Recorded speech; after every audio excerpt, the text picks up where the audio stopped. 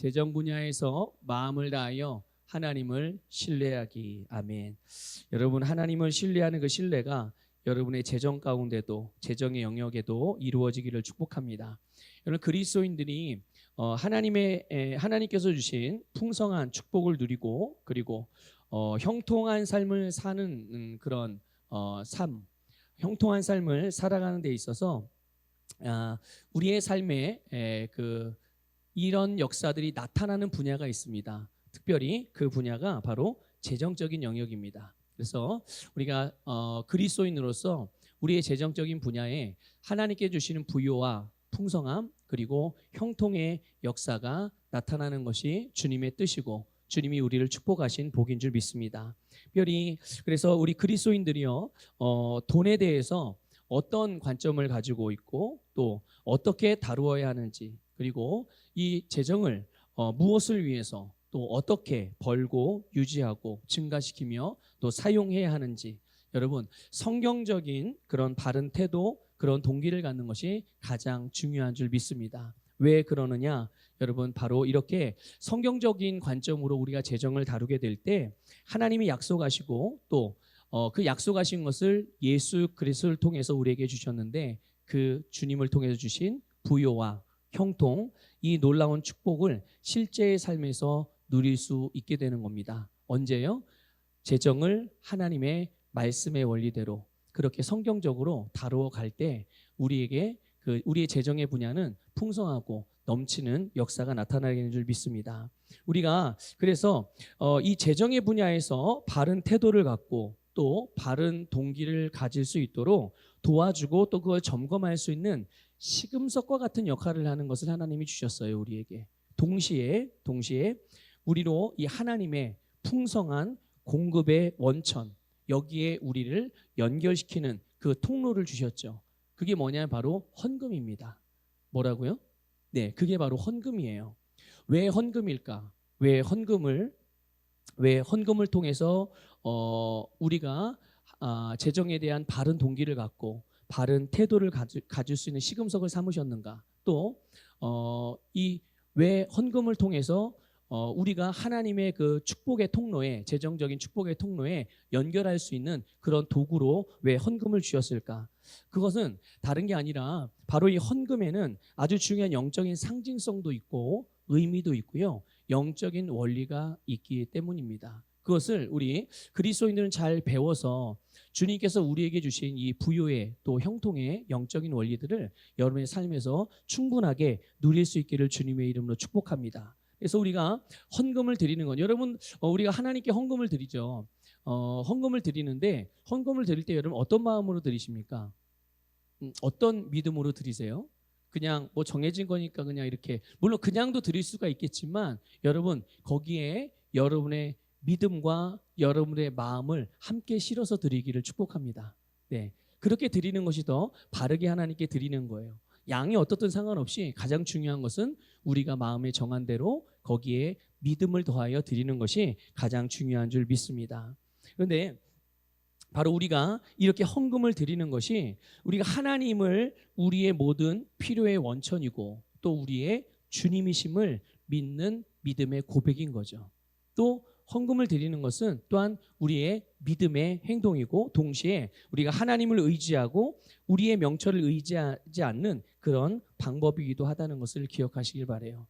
여러분, 오늘 본문 보면, 전반부를 보면 특별히 5절에 우리 자신의 명철을 의지하지 말라고 말씀하고 있어요. 그러면서 마음을 다해서 하나님을 신뢰하라고 말씀하십니다. 여러분, 우리는 하나님을 신뢰하면서 또 하나님의 인도하심을 받기 위해서 기도하죠.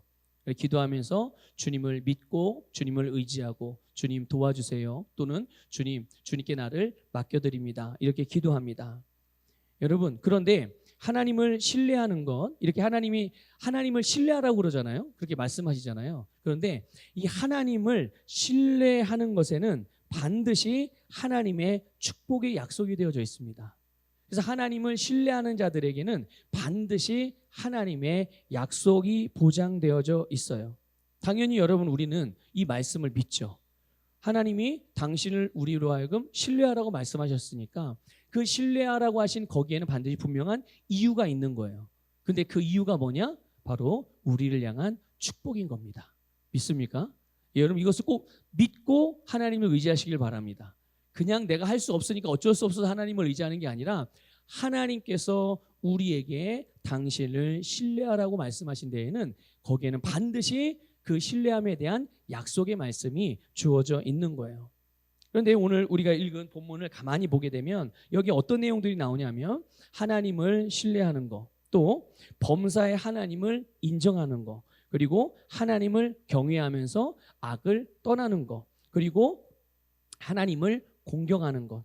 그러니까 이런 내용들이 나오는데 이런 내용들을 가지고 살아가는 그리스도인들, 살아가는 하나님의 백성들에게 실제적으로 나타나는 행동 지침이 나와요. 다시 말씀드릴게요. 하나님을 신뢰하는 사람들, 하나님을 인정하는 사람들, 범사의 하나님을 인정하는 사람들, 그리고 하나님을 경외하고 악에서 떠나는 사람들, 그리고 하나님을 공경하는 사람들에게서 나타나는, 그들의 행동에서 나타나는 그런 것들을 볼 수가 있죠. 그게 뭐냐? 여러분 9절에 나와요. 9절. 본문 9절 같이 읽어보겠습니다. 시작. 내 재물과 내 소산물에 처음 익은 열매로 여호와를 공경하라. 아멘. 여기 보면 내 재물이라는 말이 나와요. 이거는 뭐 다른 게 아니에요. 그냥 말 그대로 우리 재산을 말하는 겁니다. 우리의 소유를 말하는 거고요. 그리고 내 소산물에 처음 익은 열매라는 말도 나오죠. 이것은 땅에서 얻은 모든 첫 열매를 말하는 겁니다. 우리가 이 세상에서 노력해서 그리고 수고해서 얻은 결과물들을 말하는 거죠. 여기에 대한 첫 열매. 그러니까 그냥 한마디로 하나님께 헌금을 드리는, 하나님께 드리는 헌금에 대한 지침을 주신 거예요. 어떤 사람들이요? 아까 말씀드렸죠. 하나님을 신뢰하는 사람들, 하나님을 범사에 인정하는 사람들, 하나님을 경외하면서 악을 떠나는 사람들, 그리고 하나님을 공경하는 사람들에게서 실제로 나타나는 행동들, 그게 뭐냐? 하나님께 헌금을 드리는 것이라는 것을 우리가 말씀을 통해서 볼 수가 있는 겁니다. 여러분, 이 모든 것들, 여러분 아까 지금 말씀드린 마음을 다해서 여호와를 신뢰하고 범사의 하나님을 인정하고 악을 떠나고 여호와를 경외하고 여호와를 공경하는 이런 모든 것들은 사실 행동적인 것보다 어디에 시작되어지는 거예요? 우리의 심령 안에서, 우리의 마음에서, 우리의 중심에서부터 시작이 되어지는 겁니다. 그래서 우리 안에서 진정으로 하나님을 믿는, 신약적으로 표현하면 예수 그리스도를 믿는 그 주님을 믿는 마음, 예수 그리스도를 믿는 중심으로, 그런 중심으로 그분을 나의 주님으로 고백하고 주님이 나의 주님 되시는 그런 삶을 살아가는, 이것이 오늘 우리의 삶인 줄 믿으시기를 축복합니다. 그런데 이런 우리의 삶의 한 부분이 바로 재정적인 영역이라는 거예요. 지금 우리가 계속 이제 오늘 이제 이 재정에 대한 큰 주제는 이제 마지막으로 말씀을 드리는 건데요. 지금 계속 오랫동안 수요일 저녁에 이렇게 재정에 대한 부분들을, 그리스도인들의 재정에 대한 부분들을 다루면서 말씀을 나눴어요. 근데 이 하나님께서 우리에게 주신 그리스도의 삶 중에 너무나도 중요한 부분이 이 재정의 영역이고, 이 분야에 역시 하나님을 공경하기 때문에 당연히 하나님의 말씀을 따라서 하나님의 은혜에 감사함으로 하나님께 우리의 재정을 드리는 줄 믿습니다. 여러분, 하나님께 기도하라고 하나님이 우리에게 나에게 기도하면 응답하리라 말씀하셨으니까 어떻게 해요? 우리가 그 말씀을 따라서 기도해요. 그러니까 우리 교회 성도님들은 안 그러겠지만 어떤 성도님들은 그런 경우가 있거든요. 기도하십시오 그러면 그 하나님의 말씀인 줄 알고 잘 이렇게 순종을 합니다. 그래서 기도해요. 네, 예배를 아름답게 드리십시오. 믿음으로 드리십시오. 네, 예배도 믿음으로 드려요. 우리 한번 작정해서 기도해 봅시다. 그럼 네, 알겠습니다. 작정해서 기도해요. 그런데 헌금을 좀 바로 합시다. 이렇게 하면 헌금이요? 왜 목사님이 돈 얘기하지? 이러는 거죠. 아니, 기도하라고 하는 거, 예배드리라고 하는 거, 찬양하라, 성경 읽으라고 하는 거, 지금 요즘에 사순절이 특별 새벽 기도회나 작정 기도회나 고난 주간 특별 저녁 기도회나 이런 거 하자고 하는 거는 다 해요. 아, 그래야죠, 해야죠 하고 다 해요. 근데 헌금을 하나님께 우리 헌금 드립시다 이러면 헌금을 왜 목사님이 드리라 마라 하냐는 거죠. 헌금은 내가 그냥 마음에서 우러나는 대로 하면 되는 거고, 뭐가 아니면 뭐 사정이 안 돼서 못하면 못할 수도 있는 거지. 왜 목사님 헌금을 하라 마라 이러는 거예요. 여러분, 우리의 삶의 영역, 여러분 신앙생활을 한번 생각해 보세요. 신앙생활 안에는 기도하는 것만 있나요? 하나님께 우리가 오늘 이렇게 예배드리 정해진 시간에 예배드리는 것만 있나요? 신앙생활이라는 게 뭡니까? 그리스도인들이 믿음으로 살아가는 모든 삶을 신앙생활이라고 말하는 거예요. 거기에는 재정의 영역은 포함이 안 될까요? 예. 아니, 재정의 영역이 포함이 안 되는 게 말이 돼요? 예. 그러니까 보세요. 우리가 신앙생활이라고 하면 우리가 살아가는 모든 삶에 대하여 하나님의 말씀을 따라 살아가는 것임을 기억하시길 바랍니다. 그래서 우리가 하나님을 경외한다고 했을 때, 우리가 하나님을 사랑한다고 했을 때, 주님 앞에 헌신한다고 했을 때, 또 주님의 부르심을 따라 살아간다고 했을 때, 단순히 그것을 기도나 예배나 뭐 성경을 읽는 거나 이런 것만이 아니라 모든 삶의 영역들 안에, 거기에는 재정의 영역도 있고요, 우리의 건강의 영역도 있고요, 우리의 가정의 영역도 있어요. 자녀를 양육하는 영역도 있고요, 부부관계에 대한 영역도 있고요, 모든 직장 생활을 하면서 상사와 부하 직원과의 관계 안에 그런 것들도 다 포함이 되어 있는 거예요. 그러니까 우리가 이렇게 좀 통전적이고 좀 크게, 그래서 주님께서 말씀을 통해서 우리의 삶의 모든 부분들을 정말 최고의 삶으로 다루어 가시고 만져주시고 온전케 하시는 이 부분들을 그려가고, 그것들을 기대하고 믿음으로 여러분의 삶의 모든 영역들을 온전하게 하나하나 세워가기를 주님의 이름으로 축복합니다. 그러니까 만일 어떤 그리스도인이 하나님을 신뢰하고 예수 그리스도를 믿고 의지하지만 만약에 헌금을 드리지 않는다, 아니면 헌금을 드려도 인색함으로나 어쩔 수 없이 뭐 체면치레하는 마음으로 그렇게 드린다, 그러면 그런 사람은 최소한 재정의 분야에서만큼은 하나님을 신뢰하지 않는 것입니다. 이걸 아셔야 돼요. 그리고 예수님이 주님은 맞지만, 나의 주님인 건 맞지만 최소한 나의 재정의 분야의 주인은 아닌 거예요. 그러니까 우리가 하나님께 내가 기꺼이 내어드릴 수 있는 부분이 있다면 거기에 대해서는 예수 그리스도가 나의 주님이 맞는 거죠. 근데 만약에 그게 어떤 사람은 재정의 분야일 수도 있지만 또 어떤 사람은 또 자녀의 부분일 수도 있어요. 아니면 어떤 사람은 자기 시간에 대한 부분일 수도 있죠. 내가 주님 앞에 기쁘고 감사한 마음으로 내어드릴 수 없다, 그러면 그 영역에서만큼은, 그 부분에서만큼은 예수님이 아직 주인이 안 된 거예요. 그러면 여러분, 주님의 풍성한 공급이, 하나님으로부터 오는 공급이 예수 그리스도가 나의 주님이 되고 하나님이 나의 왕이 되셔야 거기에 연결이 되어져서 원천이신 그분으로부터 공급을 받는데, 예수 그리스도가 나의 주님이 아닌 영역에 있어서는 공급이 되겠어요, 안 되겠어요? 공급이 안 되죠. 거기에 대한 주인은 나니까 그 분야는 누가 책임져야 돼요? 네, 내가 책임져야 되는 거예요. 예수님이 주인이 되면 누가 책임져요? 예수님이 책임지는 거예요. 여러분, 내가 책임지는 게 낫겠어요? 주님이 책임져 주시는 게 낫겠어요? 뭐 물어보나 마나죠. 여러분, 우리의 모든 삶의 분야가 예수님이 주님이 되기를 주님의 이름으로 축복합니다. 여러분, 믿음으로 내어드리십시오. 그게 어떤 분야든 주님은 그 분야를 가장 온전하게 하실 수 있는 분이고요, 절대 우리에게 해가 되게 하시는 분이 아니고 오히려 반대로 우리에게 가장 복되게 하시는 분인 줄 믿으시기를 주님의 이름으로 축복합니다. 그래서 재정의 분야는 분명히 우리의 삶에서 아주 중요한 부분이에요. 그렇죠? 근데 그냥 재정의 영역이 내 삶에 있어서 가장 중요한 부분이다, 또 매우 중요한 부분이다라는 것뿐만 아니라 사실 하나님과의 관계에서도 이 재정의 영역은 굉장히 중요해요. 하나님은 우리가 하나님을 온전히 신뢰하고 모든 분야를 하나님께 맡기기를 원하세요. 그래서 하나님은 우리의 삶의 모든 분야에서, 그리고 모든 순간에 우리와 함께 사시기를 원하신다는 것을 기억하십시오. 네. 그래서 우리는 무엇을 하든지 또 언제든지 모든 초점을 하나님께 둘 때 하나님은 우리의 삶의 모든 분야와 또 우리의 삶의 매 순간을 하나님의 풍성한 축복으로 채워주시는 거예요. 여러분, 재정에 대해서 나누면서 늘 말씀드린 내용을 오늘 다시 한번 반복해서 말씀을 드릴게요. 우리의 모든 원천은 하나님이십니다. 한번 고백해 볼까요? 나의 모든 필요의 원천은 하나님이십니다. 예, 믿습니까, 여러분? 네, 모든 것이 하나님으로부터 오고요.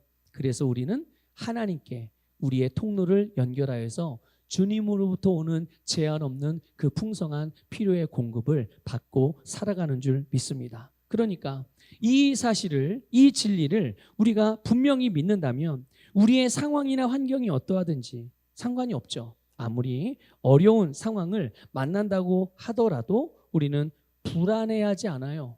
두려워하지 않죠. 오히려 우리 자신을 지속적으로 하나님의 공급에 연결되어 있는 이 부분에 집중하게 되는 거예요. 그건 그냥 다른 말로 표현하면 하나님과의 관계에 계속 집중한다는 얘기예요.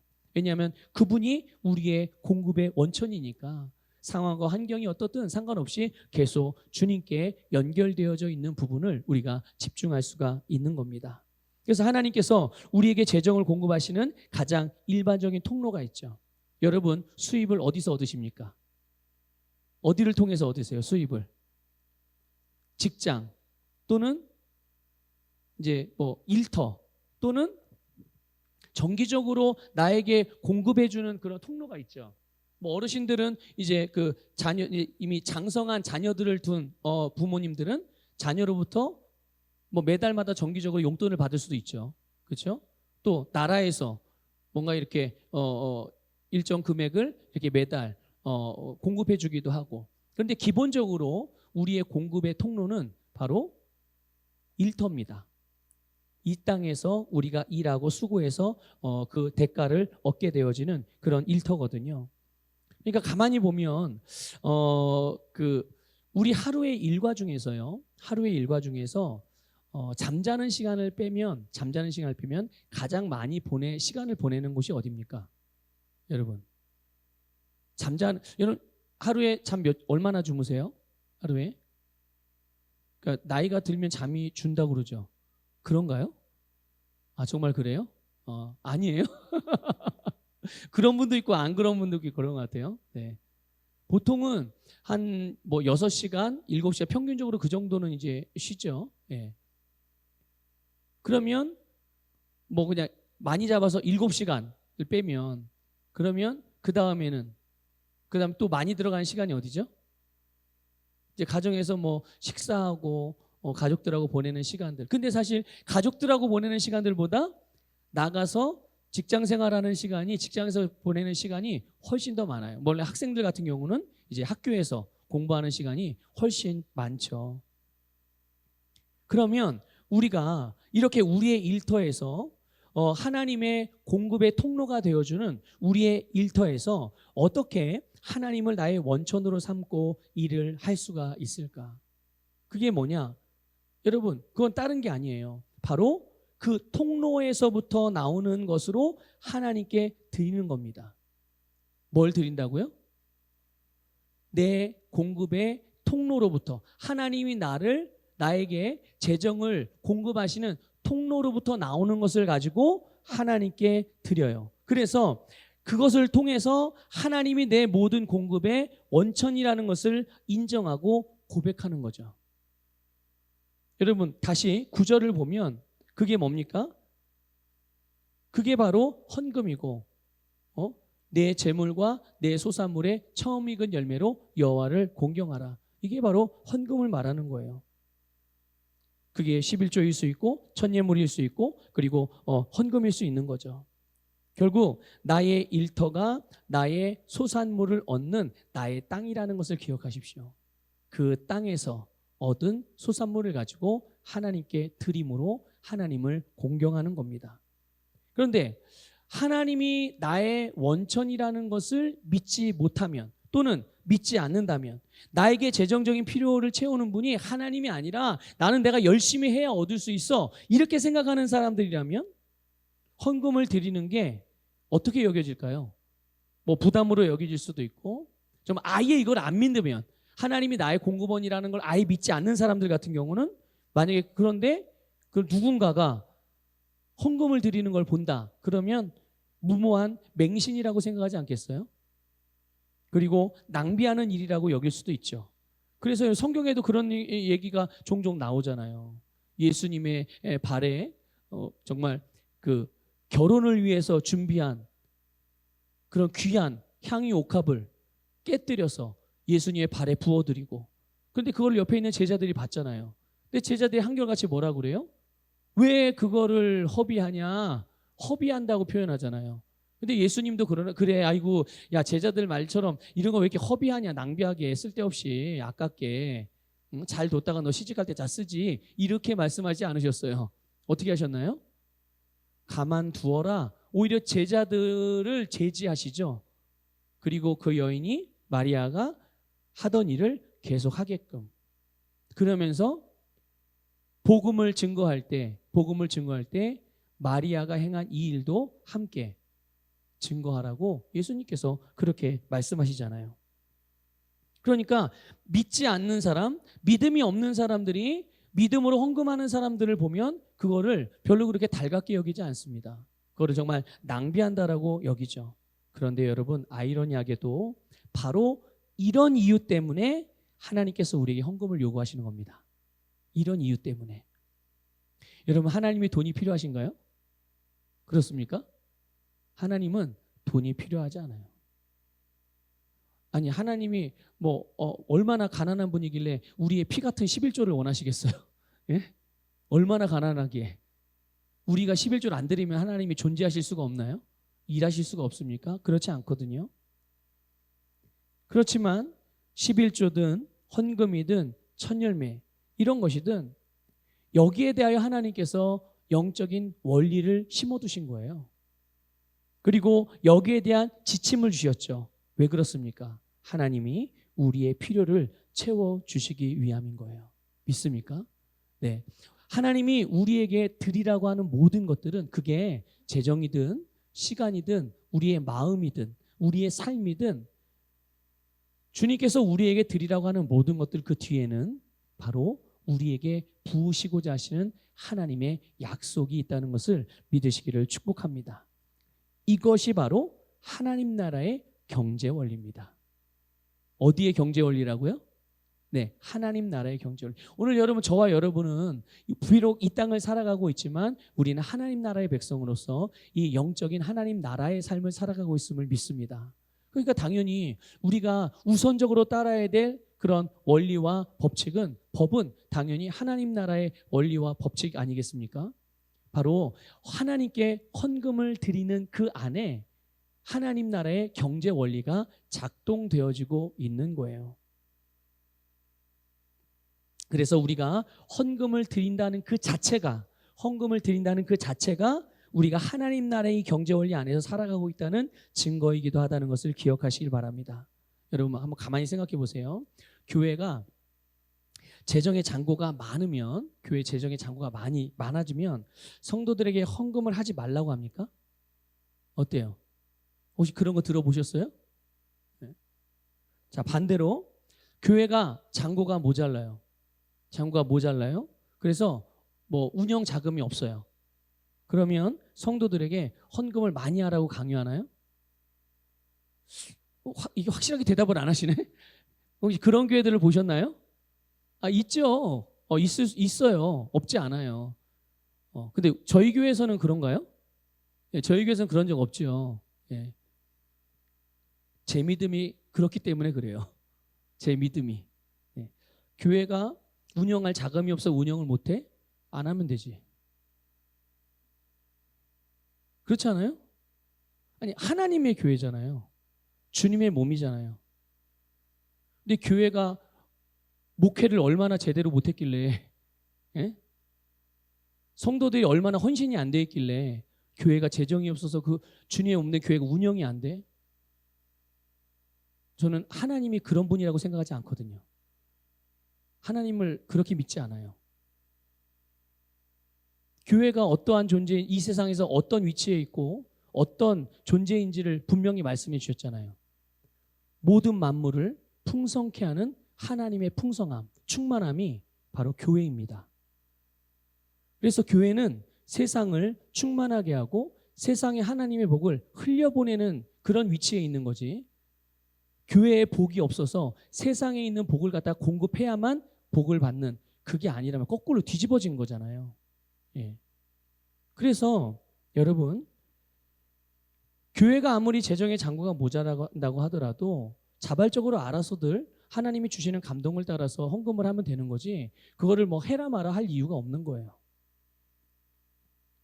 그러니까 교회는 재정의 잔고의 많고 적음과 상관없이 하나님의 말씀, 그리고 주님께서 우리에게 하라고 하신 일들, 하나님을 위해서 그 하나님을 위한 일들을 선포하고 주님의 말씀을 가르치고 그 주님 말씀을 따라 행하는 것이 교회가 해야 될 일인 거예요.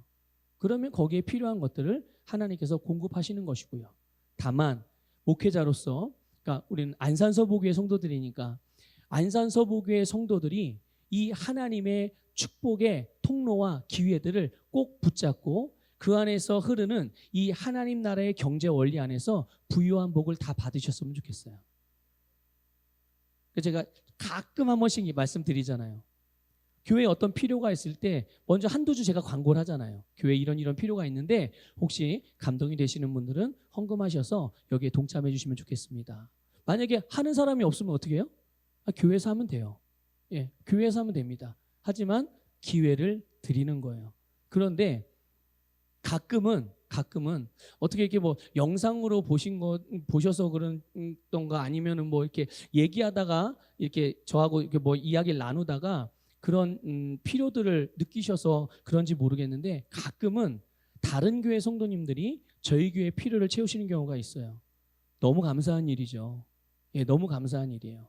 그런데 그분께는 너무 감사하고 또 그렇게라도 우리 교회를 온전하게 이렇게 필요를 채워주신 하나님께 너무 감사해요. 하지만 그럴 때는 한편으로, 그러니까 담임 목회자 입장에서 한편으로는 조금 아쉬운 생각도 들어요. 이 축복을 우리 교회 성도들이 받아 누리면 좋겠는데, 그런 생각이 드는 거죠. 예. 부담은 갖지 마십시오. 여러분 매번마다 그러라는 건 아니고 그러라는 건 아니니까. 예. 근데 어쨌든 교회는 주님께서 말씀하신 말씀을 따라서 교회가 해야 할 사명들을 감당하는 거예요. 그리고 거기에 대한 필요가 있다면 그것은 당연히 하나님이 채우시는 줄 믿습니다. 그러니까 그런 주님의 몸 안에서, 그런 하나님의 가족 안에서, 그런 영적인 원리 안에서 성도들은 하나님의 말씀을 따라서 그리고 믿음대로 또 성령의 인도를 따라서 자발적으로 자기가 마음에 정한 대로 하나님께 헌금을 드리죠. 그리고 하나님께서는 어떻게 합니까? 하나님께 드려진 그 헌금을 사용하셔요. 그 헌금을 사용하셔서 그 교회를 통해서 또 그 사역자들을 통해서 하나님의 일들을 행하시고 하나님의 말씀에 순종하고 하나님의 일에 씨앗을 심은 이들에게 하나님의 약속을 따라서 복을 주시는 줄 믿습니다.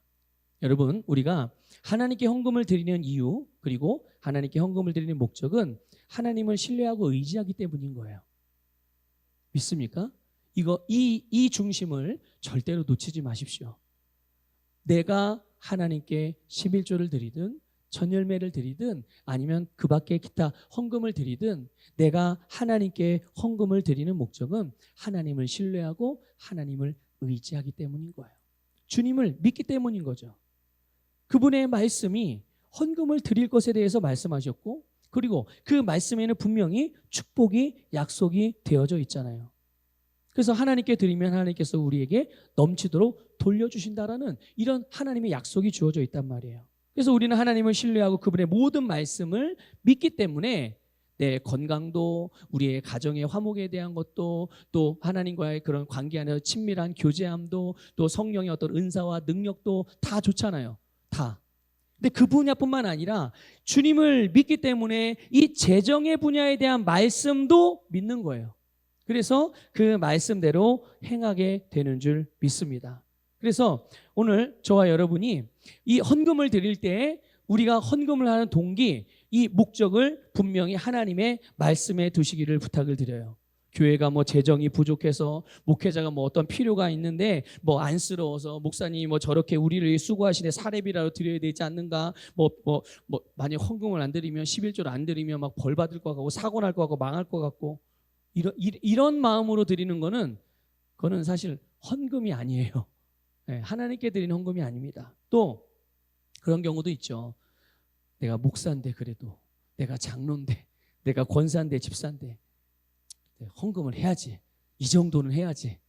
이렇게 체면 때문에 다 아니에요. 우리 서부교회 성도님들은 주님께 드리는 헌금에 대하여 이런 마음이 하여튼 눈꽃만큼도 없기를 주님의 이름으로 축복합니다. 정말 바른 마음, 바른 동기, 정말 주님이 주시는 그 믿음을 따라서 하나님께 드리는 자들이 되기를 주님의 이름으로 축복합니다. 오늘 9절에 보면요, 처음 익은 열매가 나와요. 처음 익은 열매. 이거는 실제로 첫 열매를 의미하기도 합니다. 그런데 여기에 이중적인 의미가 있어요. 상징적인 의미도 있단 말이죠. 그거는 뭐냐 하면 바로 우리가 이제 우리의 일터를 통해서 하나님의 축복의 통로들을 통해서 우리가 소득을 얻고 수입을 얻잖아요.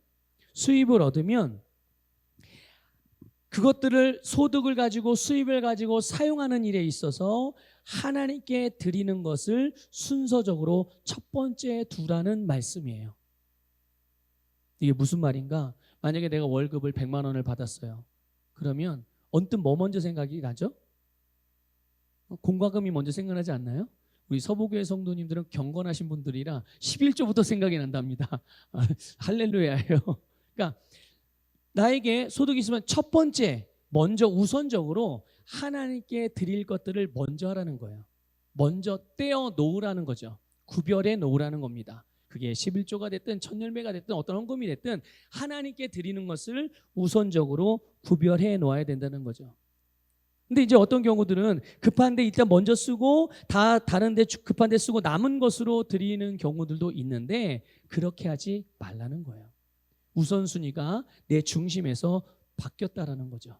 그래서 이것을 온전하게 영적인 질서 안에서 바르게 세워갈 때 정말 주님께서 이 하나님께 드리는 헌금에 대해 새겨놓은 아름다운 영적인 원리가 또한 축복의 영적인 원리가 우리의 삶의 풍성한 열매로 나타나게 될 줄 믿습니다. 그래서 우리가 수입이 생길 때마다 가장 먼저 해야 될 일이 하나님께 드릴 것을 먼저 구별해 놓는 것이고요. 이렇게 우리가 재정을 사용함에 있어서 바른 영적인 질서가 세워지면 여러분 어떤 일이 일어날까요? 혹시 여러분 아마 다들 그렇게 하실 거예요. 저도 뭐 돈 관리를 제가 하지 않아서 저기 하지만 이제 저도 수입이 생기면 하나님께 드릴 것들을 먼저 이렇게 구별을 해놔요. 구별을 해놓고 나머지 가지고 사용하거든요. 그런데 그렇게 하다 보면 가끔 그런 생각이 들 수도 있죠. 다 떼고는 내가 이렇게 헌금을 많이 했나? 응? 그리고 연말정산할 때 그 기부금 영수증 떼다 보면 내가 1년 동안 이렇게 많이 했어? 이렇게 생각될 때도 있어요. 근데 그 말은 다시 말하면 그거를 신앙적으로 우리가 점검해 보면 하나님이 나에게 주신 것이 그만큼 많다는 얘기예요. 그만큼 풍성하게 하나님이 채우셨다는 얘기죠. 그러니까 우리는 그런 것들을 보면서도 또 다시 한번 더욱더 감사할 수 있어요. 근데 어쨌든 내게 어떤 수입이 생겼을 때 먼저 하나님께 드릴 것들을 구별해 놓고 난 다음에 쓰게 될 때 어떤 일이 일어나느냐는 거예요. 내가 뭐 1년 동안 나는 1,000만 원을 모으기로 했는데 나는 1년 동안 1억을 모으기로 했는데 이렇게 먼저 하나님 걸 다 띄워놓고 나면 남은 것으로 이게 내가 목표한 이 목표 금액을 채울 수 있을까? 그런 생각을 할 수도 있죠. 또 뭐 공과금이나 뭔가 그런 월세를 내는 사람들은 그런 것들을 내기가 막 빠듯하게 여겨질 수도 있어요. 어떤 경우는 그러다 보니까 커피 한 잔 사 먹을 돈도 없다. 또 이렇게 생각하는 경우도 있죠. 그런데 여러분 우리가 하나님의 것들을 먼저 구별해 놓는 것들을 습관을 들이게 되고 그것을 내 영적인 삶의 한 부분으로 특별히 재정의 영역에 하나의 원칙으로 세우게 되면 10절의 역사가 일어납니다. 10절 한번 읽어볼까요? 오늘 본문 10절 읽습니다. 시작. 그리하면 내 창고가 가득히 차고 내 포도즙 틀에 새 포도즙이 넘치리라. 아멘. 여러분 하나님께 드린다라고 했을 때 드리는 것만 생각하지 마세요. 드리는 것도 생각하지만 하나님으로부터 받는 것도 생각하시길 바래요. 다시 말씀드릴게요. 드리는 믿음만 발휘하지 마시고요. 받는 믿음도 발휘하시길 축복합니다. 네. 하나님은 반드시 뭔가를 요구하신다든지 어떤 지침을 주실 때는 거기에 응당하는 반드시 그 다음에 축복의 약속들이 있어요. 그렇기 때문에 여러분 이 두 가지에 대하여 다 믿음을 발휘하셔서 온전하게 주님의 말씀으로 기능할 수 있기를 주님의 이름으로 축복합니다.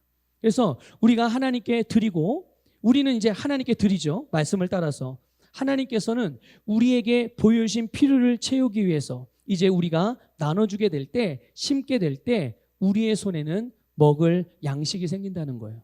믿습니까? 근데 지금 당장 먹을 양식만이 아니에요. 내일 그리고 내년 미래의 보장된 이 풍성함을 위해서 심을 씨앗이 가득하게 되는 줄 믿으시기를 축복합니다. 그러니까 주님께서 말씀하신 말씀을 따라 우리가 재정의 영적인 원리를 잘 세워서 그렇게 성경적으로 우리가 재정을 사용하게 될 때 거기에는 현재의 삶뿐만 아니라 미래에 우리가 사용하게 될 그런 재정의 분야에서도 여러분 풍성하고 넘치는 복이 약속되어져 있고요. 바로 이것이 세상의 경제 원리와 다른 하나님 나라의 경제 원리인 줄 믿습니다. 그래서 오늘 우리는 이 믿음을 정말 이런 믿음을 잘 발휘하여서 하나님의 약속의 축복들을 다 받고 그것들을 누리면서 정말 주님의 축복의 증인으로 살아갈 수 있기를 주님의 이름으로 축복합니다. 그래서 하나님께서 우리에게 헌금을 드리라고 지침을 주신 것은 이것을 통해서 우리가 하나님을 섬길 때 마음을 다하고 그리고 주님을 신뢰하고 의지하는 법을 배울 수가 있는 거예요. 우리가 헌금을 드리는 것을 통해서 우리의 초점을 하나님께로 맞추고 하나님으로부터 받는 위치, 그러니까 하나님으로부터 받는 위치라는 것을 기억하셔야 돼요. 사람이나 세상으로부터 받는 위치가 아니에요. 그리고 만약에 여러분들이 뭔가를 심거나 주었을 때 그것에서 여러분이 할 일은 다 한 겁니다. 그걸 꼭 기억하시길 바랍니다. 내가 누군가를 위해서 심었어요. 주님의 감동을 주셔서 누군가를 도왔어요. 물론 교회에서 헌금도 했어요. 또 교회 어떤 성물도 내가 뭐 이렇게 좀 필요한 거가 있는 것 같아서 이렇게 만들어 놨어요. 여기까지가 우리가 할 일인 거예요. 내가 누구를 도왔는데 저 사람이 왜 나한테 뭐 감사하다 소리를 안 하지? 왜 내가 도와달라고 그럴 때 나는 예전에 저 사람한테 이렇게 많이 도와줬는데 왜 저 사람은 내가 좀 도와달라고 내가 이렇게 어려울 때 좀 도움을 요청해도 왜 못 도와준다고 그러지? 이런 거 절대 기대하지 마십시오. 우리는 하나님께서 심으라고 해서 심었고 주라고 해서 줬고 하나님께 드리라고 해서 드린 거예요. 그러면 하나님께서 그것에 대해서 주신 약속은 우리가 사람에게 가서 받는 게 아닙니다. 누구로부터 받는 거예요? 네, 하나님으로부터 받는 것입니다. 그래서 아까 말씀드린 거예요. 그래서 드리는 데만 믿음을 발휘할 게 아니라 하나님으로부터 받는 것에 대해서도 믿음을 발휘하셔야 돼요. 그냥 하나님 내가 드렸으니까 주세요가 아니에요. 그런 맹목적인 거 말고 그건 믿음이 아니에요. 진짜 맹신이죠. 그거는 분명히 하나님이 약속하셨잖아요. 여러분 믿음의 근원이 뭐예요? 믿음이 어디서 납니까? 말씀으로부터 믿음이 생기는 거예요. 그러니까 우리에게 주신 하나님께서 드리라고 그래가지고 말씀을 따라 그 믿음으로 드렸어요. 그런데 드린 자들에게 하나님께서 축복하시겠다는 약속의 말을 주셨으니까 우리는 역시 그 축복의 말씀을 믿음으로 하나님으로부터 복을 받는 줄 믿습니다. 그래서 우리는 사람이나 세상으로부터 받는 것이 아니라 하나님으로부터 받는 것. 그래서 여러분 기대하세요. 하나님이 어떤 통로를 통해서 나에게 공급하실까? 항상 기대하고 그런 풍성하게 채우시고 공급하시는 이 놀라운 은혜를 정말 매 시간마다 뭐 어떤 필요가 있을 때든지 여러분 정말 스펙타클하게 그렇게 경험하면서 여러분의 신앙의 삶이 특별히 재정의 영역에 있어서 하나님께서 함께 하시고 공급하시는 아름답고 즐겁고 복된 삶을 살아가시기를 주님의 이름으로 축복합니다. 우리가 헌금을 드림으로써 하나님께 헌금을 드림으로써 나의 영적인 위치를 바꿔놓는 거예요. 어떻게 해요? 세상으로부터 사람으로부터 받는 자의 위치에서 하나님으로부터 받는다라는 위치로, 그 위치로 우리를 옮겨놓는 것이니 여러분 주님으로부터 받는 그 믿음을 발휘하시기를 주님의 이름으로 권면을 드립니다. 여러분, 하나님은 우리를 축복하세요. 믿습니까? 하나님은 여러분들을 축복하십니다. 여러분 듣기 좋으라고 하는 소리가 아니라 그게 하나님의 말씀이에요. 실제로 축복하시죠. 특별히 재정의 분야도 하나님이 축복하시는 줄 믿습니다. 그래서 하나님께서 예수님을 통해서 우리에게 주신 이 하나님의 부요하심, 하나님의 풍성하심, 하나님의 형통의 삶을 살아가기를 원하신다면 여러분 성경적인 재정의 원리를 따라서 행하시기를 권면을 드립니다. 믿음으로 여러분의 산업이든 여러분의 재정이든 여러분의 돈을 다루시기를 부탁을 드려요. 여러분 주는 것이 하나님의 부요, 하나님의 형통에 이르는 길입니다. 그래서 받는 자보다 주는 자가 복되고, 그러나 여러분 주는 자가 복되지만 우리가 하나님께도 말씀을 따라 드리고 세상에 필요를 보여지는 주님께서 필요를 보여주시는 곳에 또 심기도 하지만 여러분 그러나 하나님께서 우리에게 주시는 것들을 또한 믿음으로 감사히 받는 것도 필요한 거예요. 주고받는, 심고 거두는 이런 아름다운 영적인 원리, 하나님 나라의 경제 원리가 우리의 삶 속에서 작동하고 있으니 여러분 거기에 함께 그 파도에 여러분을 실어서 그 은혜 속에 풍성한 삶, 형통의 삶을 누리시기를 주님의 이름으로 축복합니다.